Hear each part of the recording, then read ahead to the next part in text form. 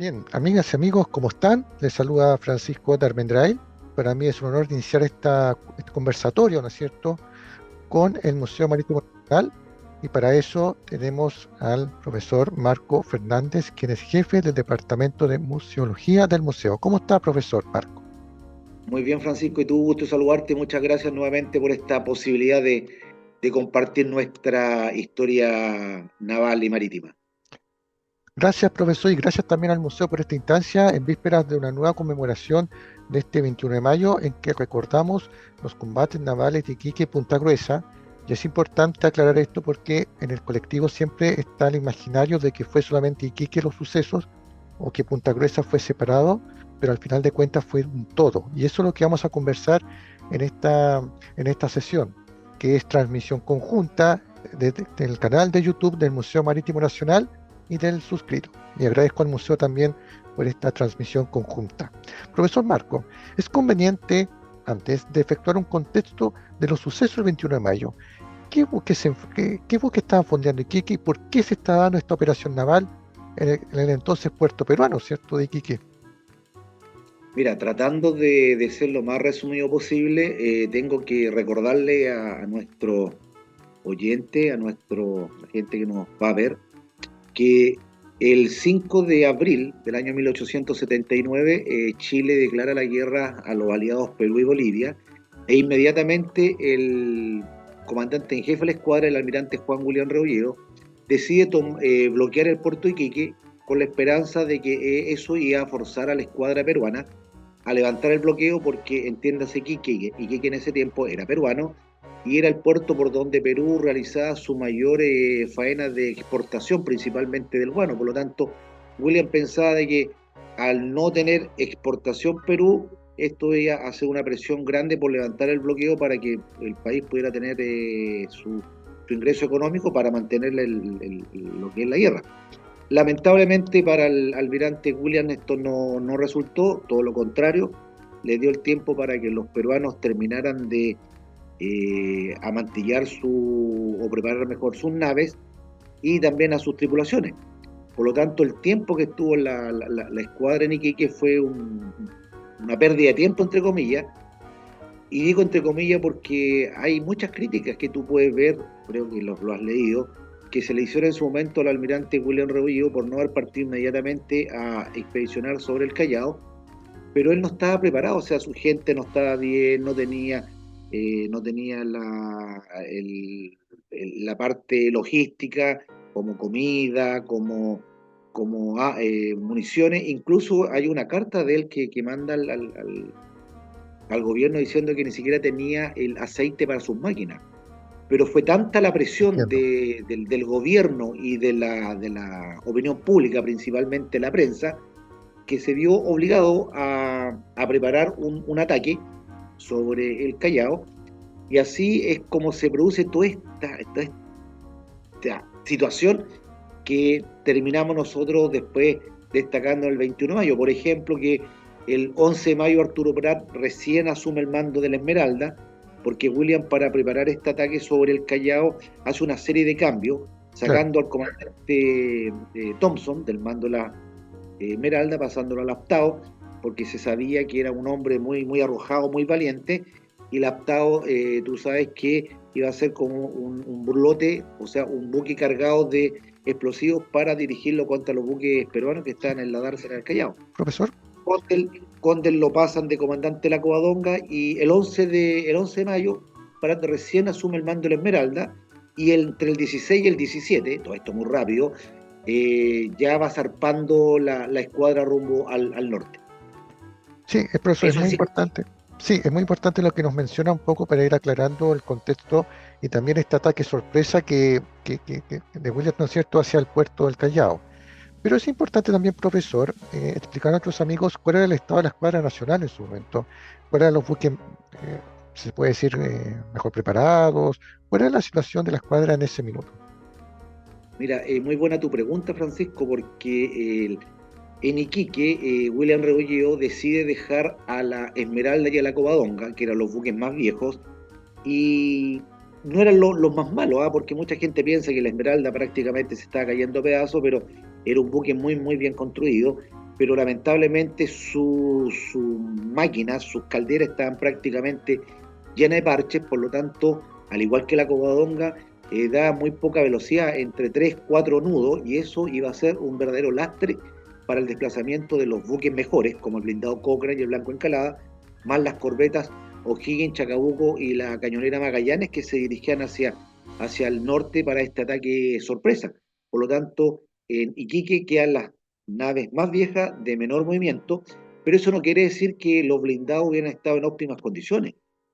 No, en realidad, como te adelantaba hace un rato atrás, las máquinas no están en muy buenas condiciones y lo que es peor, los cascos de los blindados estaban muy sucios, llenos de conchas, mariscos, esta fauna marina que hacía que el buque no navegara con la velocidad que tuvo en su momento. Y a eso agrégale que el carbón también no era la mejor calidad.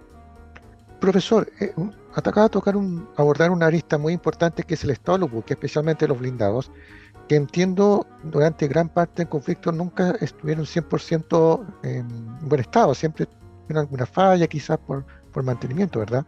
En el caso del Así es. Cochrane, del Blanco Encalada.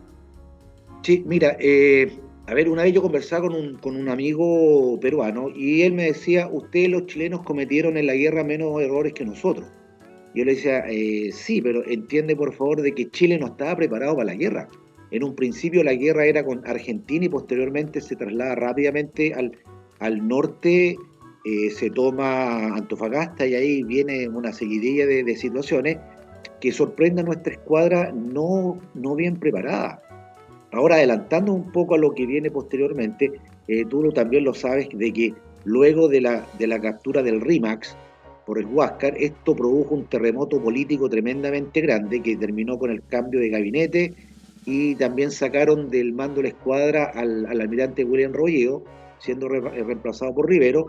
Y es lo primero que le planteó al gobierno, los buques, los blindados principalmente, no pueden seguir en estas condiciones, y él levanta el bloqueo de Iquique y se trae al Cobran a Valparaíso, donde aquí con buzos se limpian los fondos y además se recorren y se cambian todos los tubos de las calderas que están todas rotas, llenas de hollín, y por lo mismo no daban más de 4 o 5 nudos de velocidad, y ahí tú puedes entender por qué cuántas veces se le arrancó el Huáscar en estas persecuciones.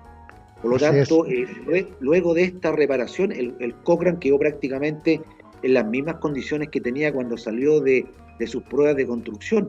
O sea, estamos hablando entre 10 a 12 nudos. Eso por parte del Cochrane. Y por parte del Blanco, el Blanco fue también limpiado en Tocopilla, en Mejillones, también con buzo, se le cambiaron los tubos, pero igual el Cochrane quedó en mejores condiciones del Blanco Encalada, pero esto fue julio del año 1879. Entiendo. Profesor, y en el caso de la Esmeralda y la Covadonga, recordemos una suerte de anécdota, si se puede decir, porque ambos buques se enfrentaron en la guerra contra España. Sí, En el señor. caso de la corbeta chilena Esmeralda capturó a la entonces goleta española Covadonga, y por cosa de la historia, ambas se encontraban en Iquique justamente a puertas del 21 de mayo. ¿Cuál es la situación de la Esmeralda y la Covadonga? En pocas palabras, profesor. Mira, la Esmeralda, como ya te lo decía anteriormente, era una corbeta de hélice, pero también podía propulsarse a vela. Era un buque que llegó a Chile el año 1856, pero para el año 1879, pese a una buena construcción, era muy sólida, y eso lo demuestra también posteriormente cuando es poloneada por el Huáscar, pero su maquinaria, su caldera, hacía que su movimiento fuera prácticamente ínfimo, o sea, 4 nudos con suerte. Por lo tanto, eso marcaba la diferencia frente a las otras corbetas que tenían mejor nudo y que a la postre hicieron de que el almirante William tomara la decisión de dejarla en Iquique junto a la Covadonga, que era más vieja, como tú lo decías muy bien, una nave capturada a la escuadra española durante la guerra contra España, 1865-1866, que era una nave que no tenía blindaje, una nave que tenía muy poca artillería, era un buque que prácticamente daba menos que la Esmeralda. Por lo tanto, en síntesis, resumiendo, eran buques muy viejos y con un muy lento andar. Así es, profesor. Y bueno, entendemos que en el caso de la Esmeralda quedó al mando de Arturo Prat y en el caso de la Virgen de la Covadonga, Carlos Conde. ¿Cómo fue el Correcto. contexto de esta situación, profesor, eh, en los días previos al 21 de mayo? ¿Cómo estaban las tripulaciones en este asunto del bloqueo de Iquique, en el marco de esta Mira, operación? muy buena tu pregunta porque la verdad que muy poca gente sabe lo que significa un bloqueo. El bloquear un puerto enemigo significa que los buques tienen que estar permanentemente atentos a cualquier ataque desde tierra, torpedo, bote. En la guerra del Pacífico, un par de buques chilenos fueron hundidos por brulotes, engaños que mandaron un botecito bonito y lo ponían cerca del buque y cuando levantaban el último bulto hacía explosión, como fue el caso del Loa en Chancay y la misma Covadonga después. Por lo tanto, era un bastante desgastador, las máquinas permanentemente encendidas en caso de salir en busca o de alguna nave que quisiera bloquear el puerto. La misma alimentación no era de las mejores porque como no están en su puerto, no están en su país, no recibían, por ejemplo, los animales en pie, carnes, proteínas, por lo tanto, era una tensión permanente con una alimentación no de la mejor, y a eso agrega el caso puntual de la Esmeralda sobre todo de la Esmeralda, que el almirante Williams saca a la mejor tripulación de la Esmeralda, los más fogueados, los viejos lobos de mar, como decimos nosotros, y deja niños, deja mucho grumete, por eso no es de extrañar la gran cantidad de grumetes que había en la Esmeralda. Aquí destaco, por ejemplo, el caso del grumete amigo que tenía tan solo 10 años. Ujú. Incluso se sacan los elementos con los cuales se había practicado anteriormente abordajes y son embarcados en los buques de la escuadra. Por lo tanto, Pratt cuando queda bloqueando el puerto, queda con tripulación muy joven, con poca experiencia y con pocos materiales para enfrentar un abordaje como lo habían planeado anteriormente cuando la Esmeralda estaba al mando de Thompson. Pero igual Pratt impone una disciplina, hace ejercicio, hace prácticas, zafarrancho como lo llamamos en la Armada, pese que él, desde el 11 que asume la comandancia de la Esmeralda hasta el 21, son tan solo 10 días que tiene para cohesionar a esa gente y nosotros en el desarrollo del combate nos damos cuenta que lo hizo bastante bien, porque cumplió su gente, sus muchachos, como dijo en su famosa arenga, hasta el final. Así es, profesor. Y bueno, en el caso de la Covadonga, el caso de Carlos Conde, porque siempre mencionamos el caso de la Esmeralda, pero siempre queda como eclipsado lo que pasaba en la Covadonga, profesor. ¿Cómo fue la situación? ¿Parecido? Mira, en el caso de la Covadonga, la tripulación estaba más cohesionada. Solamente ahí se produjo el cambio de comandante y algunos oficiales que Prat se llevó desde la Covadonga a la Esmeralda, pero fueron muy pocos. No te olvides que Prat, antes de asumir el mando de la Esmeralda, él venía de Valparaíso con la Covadonga. Por lo tanto, los cambios que se hacen en la dotación de la Covadonga no fueron mayores. Ahí había un comandante como Carlos Condel, muy compañero de curso Arturo Prat, igual que Luis Uribe, que tenía toda una experiencia, era un hombre muy alegre, dicen que hasta desordenado, pero un hombre corajudo, un hombre muy valiente que lo demostró posteriormente. Así es. Profesor, adelantemos un poco los acontecimientos. Vámonos a la noche del 20 de mayo, que es la jornada previa a los sucesos gloriosos del 21. ¿Qué pasó esa noche en la cubierta, en la corbeta Esmeralda, principalmente? Mira, normalmente tanto los oficiales como la gente de mar se reunían en su respectiva dependencia, los oficiales en la Cámara de Oficiales la gente de mar, la dotación en los entrepuentes, y es muy conocido el caso de que en la Cámara de Oficiales, la noche del 20, el guardiamarina Riquelme, que era todo un artista, era violinista, era pintor. De hecho, nosotros aquí en el museo tenemos una obra de una pintura de, de él. Tocó el violín, amenizó la noche y ahí hay unas imágenes que recrean el momento en donde Prat incluso está ahí en la cámara escuchando cómo el guardiamarina tocaba el violín, que era, dicen, un eximio violinista. Así que conversaban, hablaban de la situación, hablaban de su familia, porque imagínate, al estar lejos de su familia, Prat había salido de Valparaíso, si no me falla la memoria, como el 10 o 11 de mayo, y él permanentemente tenía una correspondencia muy fluida con su señora. Incluso se encontraron en sus restos mortales posteriormente una carta a medio terminar de Prat. Incluso cuando llega a Iquique, al mando de la Covadonga, hay cartas que le manda a su señora en la cual le dice que había recibido, que al llegar a Iquique se produjo un cambio, que él asumió el mando de la Esmeralda, que Condel tomó el mando de la Covadonga, narra que Iquique ha cambiado mucho de la última vez que él lo vio. Por lo tanto, en esas reuniones ellos hablaban de todas esas cosas tan humanas que uno con el paso del tiempo termina como levantando al nivel de un héroe a un ser humano como nosotros. Así es. Y entiendo, profesor, que todas las noches, los 20 de mayo, se realiza una vigilia en las unidades Sí, sí, navales sí, para se ha hecho recordar, una tradición. Sí, evocar se ha hecho una tradición. mencionados. Llegamos al 21 de mayo. ¿Qué pasa en la mañana, profesor, en Iquique, principalmente en el puerto de Iquique? Mira, en ese momento, en la madrugada del miércoles 21 de mayo, aproximadamente a las 6:30, estando de guardia en la bahía La Covadonga, se divisan humos al norte. Y preguntan, con del Sur le informan, sube a cubierta y le informan que era el Huáscar y la Independencia. Te repito, esto alrededor de las 6:30 de la mañana.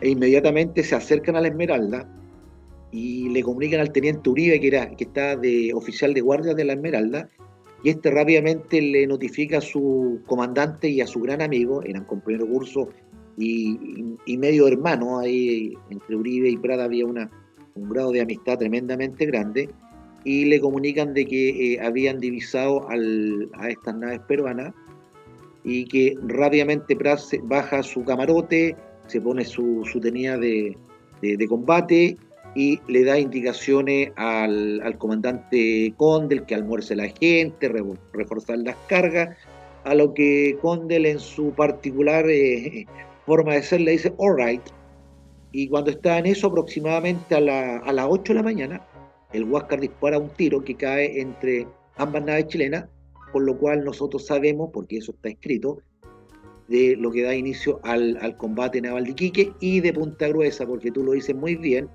aquí lamentablemente el heroísmo, la entrega por la patria de Arturo Prat y su gente, que le dio un triunfo moral, como se dice normalmente a Chile, deja en un segundo plano al héroe vivo, al, a la Covadonga que logró hundir a uno de al mejor buque peruano, pero eso es cosa de una razón un poquito más adelante. Pero me adelanto porque tú lo dijiste muy bien. Iquique y Punta Gruesa, aunque fue en el mismo día prácticamente a kilómetros de distancia, a millas náuticas de distancia en este caso, son dos. Y cuál de los dos es más importante? Así es. Bueno, en el caso de Iquique, profesor, entiendo que el Huáscar se enfrenta a la Esmeralda, ¿no es cierto? Y en el caso la Independencia persigue a la Covadonga. Y en el caso de Iquique, se dan los primeros disparos, ¿no es cierto?, entre el Huáscar y la Esmeralda, pero entiendo, y corréjame si me equivoco, que los primeros disparos no provocan mayor daño, ¿cierto? No hay como un daño severo a la Esmeralda. Mira, de acuerdo a lo que se puede leer en la correspondencia que tienen los sobrevivientes de la Esmeralda, y principalmente en el parte oficial que manda el teniente Uribe, que asume como comandante de la Esmeralda una vez prisionero en Iquique y posteriormente en Tarma, él dice que prácticamente desde las 8 a las 9 todos se disparaban contra todos, los cuatro buques, pero prácticamente sin mayor consecuencia. La Independencia, los tiros pasaban por alto, el Huáscar lo mismo, la Esmeralda con mejor puntería, pero las balas de la Esmeralda prácticamente rebotaban en la coraza del Huáscar, por lo tanto, hasta las 10 de la mañana prácticamente no había mayor daño, pero sí haciendo énfasis que aproximadamente a las 9 de la mañana el combate ya se divide en dos. Y en este momento, en que Pratt pronuncia la arenga, ¿cierto? ¿En qué momento Pratt se da cuenta de la situación, hace un estudio, un análisis de inteligencia, si se puede decir, de lo que está sucediendo y agrupa a la tripulación para eh, ponerlo en posición de combate, ¿verdad? Mira, como te decía, cuando se enteran de que son los buques peruanos, le da la orden a Condel, él sube a comandar la nave, empieza a dar órdenes y aproximadamente, como decía, a las 10 de la mañana no se producían mayores daños, pero pasadas las 10 de la mañana, el general Buendía, que era el jefe del ejército ahí en Iquique, ordena poner unos cañones de campaña en la costa, en un morrito apuntando a la Esmeralda, y estos cañones sí que le empiezan a producir daño. Por lo tanto, la Esmeralda se ve en la obligación, Prat se ve en la obligación de cambiar de lugar para evitar los tiros del Huáscar. Por ahí, yo te diría más o menos, espero no equivocarme, viene la arenga de Prat para indicarle a su gente de que él les pedía este compromiso de no arriar la bandera y que si él moría, sus oficiales sabrán cumplir con su deber. Esto de haber sido, Francisco, mira, no está dicho escrito en ningún lado, pero yo más o menos saco la cuenta de que fue poco después de que le dio la orden a Condel de mantenerse en bajo fondo y ver la posibilidad de pegarse a la costa para salir lo antes posible en dirección hacia el sur. Así es, porque la Esmeralda estaba entre dos fuegos, y ahí sí la situación Correcto. estaba bastante complicada teniendo al Huáscar y el fuego desde tierra. Como usted decía, profesor, provoca más daño por la distancia, por el tipo de tiro también que daba a la Esmeralda. ¿En qué momento, profesor, la situación se complicó para la tripulación de la Esmeralda? Cuando entiendo que estallaron las calderas, por estos movimientos que hacía la Esmeralda, y al Correcto, final correcto. la situación Mira, se tornó compleja. se me había quedado un punto bastante importante en el tintero. Pratt se queda en esa posición, el Huáscar la dispara de lejos, porque a Grau le habían dado la información de que posiblemente la Esmeralda estaba protegida por una red de torpedos, ¿ya? Y esto Sí, así hizo de que Grau tomara la determinación de no acercarse porque al espolonearla podía irse a pique con estos torpedos, pero las personas que vieron esto, los peruanos de tierra, se referían a un ejercicio que estaba haciendo la Esmeralda con unos tarros de metralla que eran dirigidos por este ingeniero que casualmente se encontraba en la Esmeralda, de apellido Cabrera, porque Prat estaba buscando las formas de defender la nave de una u otra manera con los pocos medios que le habían dejado, como te comentaba hace un rato atrás, cuando los buques se fueron hacia el Callao. Por lo tanto, mira, la cosa se empieza a poner complicada para Prat yo te diría, a partir del momento en que el general Buendía ubica los cañones a las 10 de la mañana y relacionado con eso, cuando se mueve, cambia de lugar, Grau comprende de que lo que le habían informado a él de la existencia de estos torpedos no existían y eso lo llevó a atacar a la Esmeralda, al Espolón, más o menos a las 10:20 de la mañana, ¿ya? Y esto se realizó por la banda de vapor, o sea, lo que en términos normales estaríamos diciendo que fue por el lado izquierdo de la nave, y ahí la cosa ya se pone color de hormiga para Prat, porque en el primer espolonazo, que es aprovechado para asaltar, Prat junto al sargento Aldea y al soldado Canave, y aquí también hago otro alto. Durante mucho tiempo se decía que había un marinero de apellido Ugarte que había saltado el abordaje con Prat, pero las últimas investigaciones que se han realizado, estamos más cercanos que fue el soldado Canave que el grumete o el marinero Ugarte. Pero respondiendo más puntualmente tu pregunta, ya a partir de las 10:20 APP, que yo calculo que puede haber sido el primer espolonazo, fue cuando ya la cosa se pone grave, porque con el espolonazo, el Huáscar con sus tremendos cañones dispara a boca de jarro, y ahí dicen de que más de 50 entre marinos y soldados de marina quedan prácticamente despedazados sobre la cubierta de la Esmeralda. claro, con los poderosos cañones Armstrong que tenía el Huáscar y que de hecho entiendo están en la base naval de Talcahuano. Sí, Están, señor. están ahí expuestos Así en es. uno de los patios, sí. Profesora, es en este momento donde Arturo Prat realiza el primer abordaje junto al sargento Aldea y al soldado Canadá. Yo sé que es complicado en pocas palabras expresar ello, pero si nos pudiera contar cómo fue ese hecho, tomando en cuenta el fragor de la batalla. eh, Entiendo que este plan estaba concebido por Arturo Prat, o sea, no fue un hecho del momento, esto estaba estudiado, planificado el tema del abordaje. Sí, mira, también lo dije hace un rato atrás, se practicaba, se ensayaba. Lamentablemente la Esmeralda no contaba con todos los medios como los tuvo en su momento, que cuando fueron sacados y llevados a los buques de la escuadra que expedicionaba sobre el Callao, pero él estaba permanentemente ejercitando, haciendo zafarrancho con su tripulación, y es más, cuenta la historia de que cuando el almirante William se despide de Prat, en la cubierta del buque insignia, que era el blindado blanco, él le dice: si viene el Huáscar, mi almirante, lo abordo. O sea, eso refleja qué es lo que pensaba Prat respecto al caso fortuito, porque realmente la pelea todo el mundo pensaba que iba a ser en el Callao, y yo creo que en ese momento nadie se imaginaba que los buques peruanos iban a llegar a Iquique, como ocurrió el 21 de mayo. Pero Prat sabía que la única alternativa que tenía para lograr hacer algo era a través de un abordaje. Lamentablemente para él, los tiros del Huasca, el ruido fuerte, el choque entre un buque y otro, y agrégale a eso de que el corneta que estaba tocando al ataque, Cabrales, prácticamente el momento que Prat dice al abordaje, muchacho, es acribillado a balazo y muere, y no puede seguir tocando la orden del comandante. Así es, y así se da, y así Arturo Prat pasa a la inmortalidad en este primer abordaje.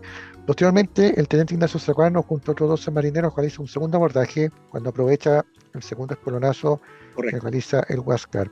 Y entiendo, profesor, que también Ignacio Serrano fallece, cae en acción. En el techo está el camarote, en el Huáscar donde él fallece, lo llevan moribundo, intenta quemar el camarote, no correcto. lo consigue, pero bueno.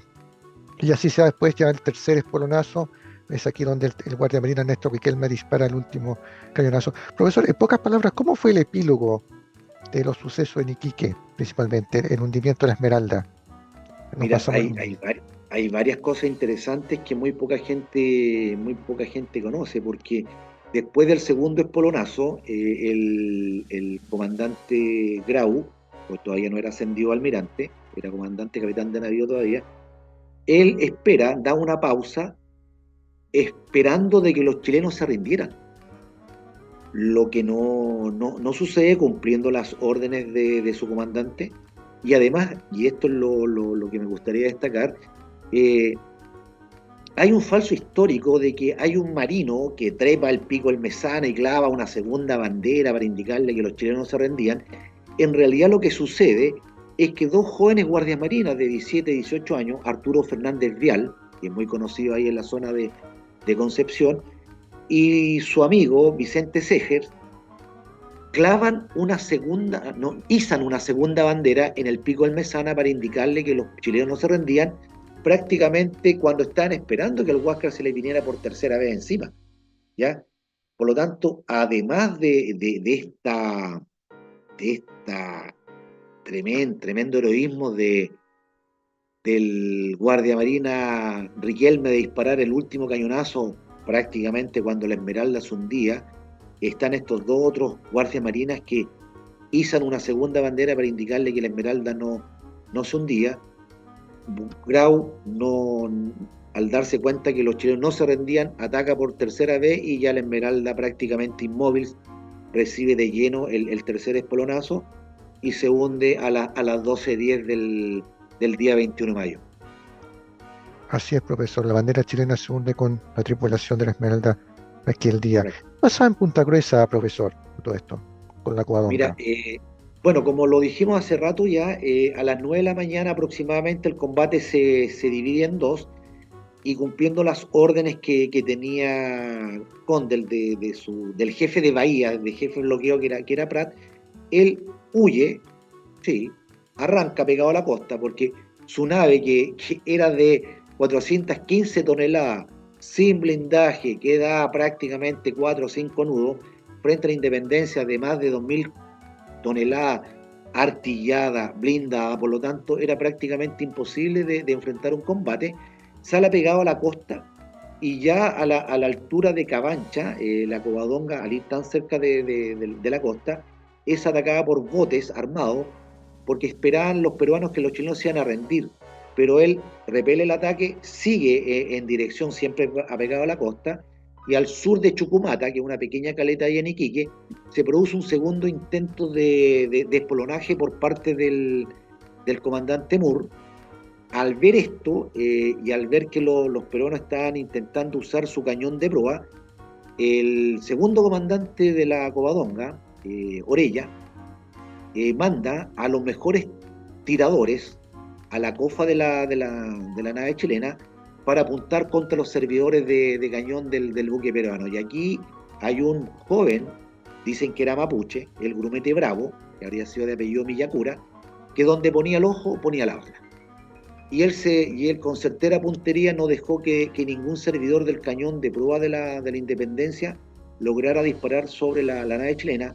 Y esto exasperó tanto al comandante Moore que a la altura de Punta Gruesa, él no sabía que habían unos bajos, una roca ahí escondida, intenta por tercera vez espolonear la nave chilena, y para él con muy mala suerte, porque esto aproximadamente a las 11:45 la Covadonga pasa rozando los bajos.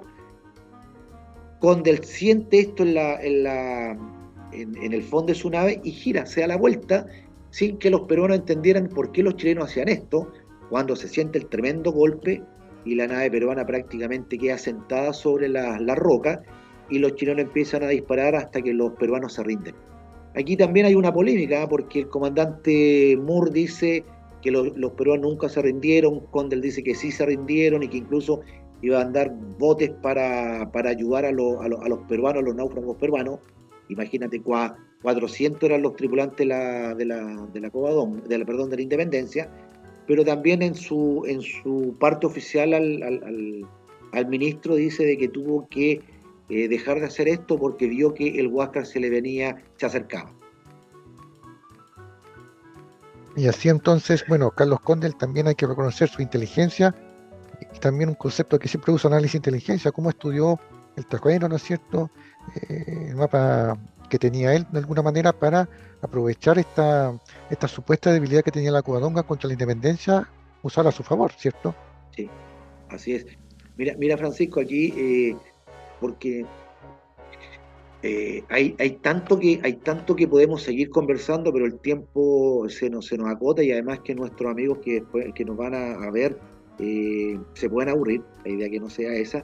Pero mira, sintetizando en Iquique, Chile pierde una nave vieja, como la Esmeralda, pero gana un héroe. Cuando en Chile se supo a los días después lo que realmente había ocurrido en Iquique y Punta Gruesa, en Iquique puntualmente surge un héroe que viene a cohesionar al pueblo chileno. Hasta el momento, y tú lo sabes mejor que yo quizás, hasta ese momento el chileno no entendía por qué estábamos peleando en el norte, que el salitre, teníamos un ejército de 2000, casi 2.500 hombres, pero cuando se supo lo que realmente pasó en el combate naval de Iquique, donde este joven capitán de fragata de 31 años, abogado, padre de familia, eh, buen hijo, buen padre, o sea, lleno de virtudes, no dudó en combatir frente a un tremendo rival como era el Huáscar, y logró que su cometido no solo significara que ganáramos un héroe, sino que no te olvides también, Francisco, el plan que tenían los peruanos. Los peruanos, dirigidos por su presidente, se habían reunido en Arica cuando supieron que el grueso de la escuadra chilena había partido hacia el Callao. El plan de ellos era capturar o hundir las naves chilenas, capturar un convoy con tropas que iban hacia Antofagasta y además destruir la bomba resacadora de agua con la cual se surtía de este vital elemento al ejército que se estaba acantonando y preparando en Antofagasta. Lo que pasó en Iquique y Punta Gruesa hizo que los peruanos no pudieran desarrollar su plan. Y por otro lado, esta inteligencia, esta estrategia de Condel permitió de que el Perú perdiera más de la mitad de su poder naval en un rato. dicen de que Grau cuando vio dice, el drama de la independencia comprendió inmediatamente lo que se les venía. Al perder el Perú la independencia, a partir de ese momento, el Huáscar tenía que enfrentar solo a los dos blindados chilenos, el Blanco Encalada y el Cochrane, y esa es la razón para que la gente entienda por qué el Huáscar nunca dio combate y siempre se arrancó gracias a su mejor velocidad hasta que la Armada planifica esta operación que termina con su captura en la batalla naval de Angamo el 8 de octubre. Así es, y el Huáscar cabe recordar que se encuentra en la segunda zona naval de Talcahuano, el segundo buceo flotante más antiguo del mundo, y la Así Esmeralda es, hundida en los mares de Iquique como una suerte de santuario, ¿no es cierto? Que nos recuerda así es. a Iquique. Y también, por supuesto, un homenaje a los tripulantes de la Covadonga, Carlos Condel, quien lo encabezaba. Profesor, ya se acabó el tiempo. Quiero darle las gracias a usted y, por supuesto, a todo el equipo del Museo Marítimo Nacional de Valparaíso por esta instancia de poder conversar ya las horas previas a este nuevo 21 de mayo. Hay que recordar esta fecha porque todos ellos, quienes estuvimos conversando, dieron su vida por nosotros, por el país que tenemos. Así que nuevamente muchas gracias. Esta es una transmisión conjunta del canal de YouTube del Museo Marítimo Nacional y del suscrito, para quienes se suscriban también al canal del museo. Y bueno, nos veremos en una próxima oportunidad. ¿Alguna palabra final, profesor? No, Francisco, nuevamente agradecer esta instancia de dar a conocer nuestra historia naval, destacar a estos héroes que hicieron tanto por nosotros y hasta la próxima. A tu total disposición para seguir destacando en otra efeméride importante de nuestra historia naval. Muy bien. Muchas gracias, profesor. Nuevamente gracias al museo y nos veremos en una próxima oportunidad. Que esté muy bien. Chao, Francisco. Muchas gracias por la asistencia. Hasta la próxima.